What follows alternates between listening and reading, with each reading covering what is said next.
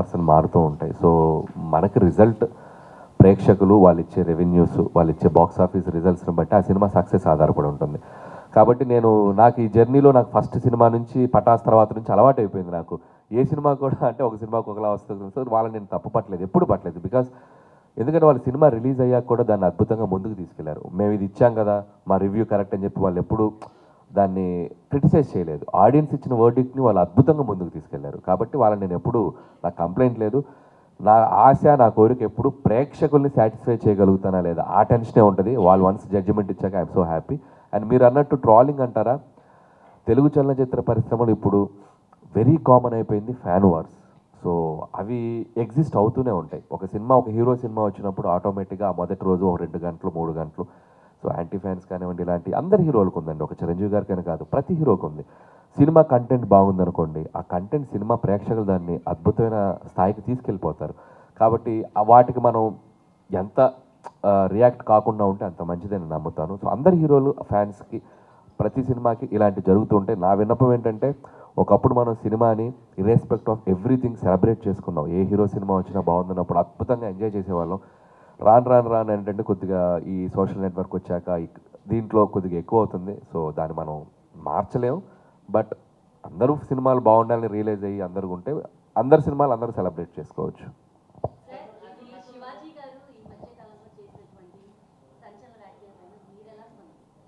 అమ్మ ఇవి చాలా సెన్సిటివ్ టాపిక్స్. నేను వచ్చింది మన శంకర ప్రసాద్ గారి సినిమా గురించి ప్రమోట్ చేయడానికి వచ్చాను.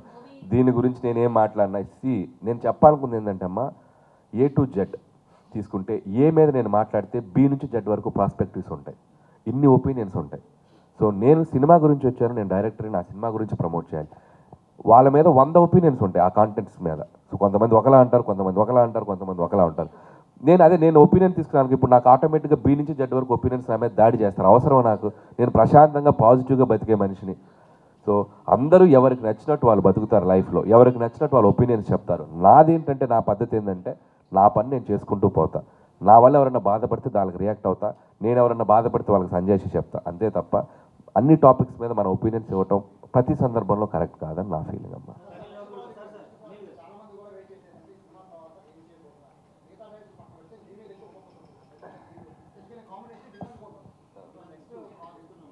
సో నెక్స్ట్ అంటే నేను సినిమా అయ్యే టైంకి కానీ నాకు బల్బు వెలగదు ఏం చేయాలనేది.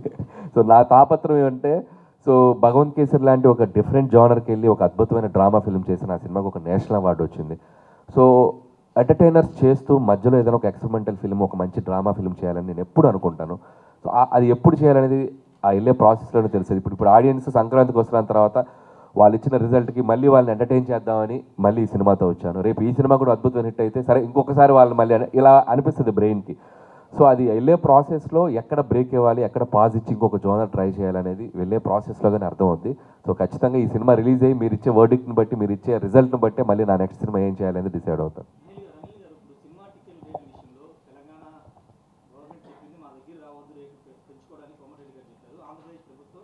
భారీ బడ్జెట్ కొన్ని జీవో గతంలో పాస్ చేశారు. ఇప్పుడు ఏమన్నా మీరు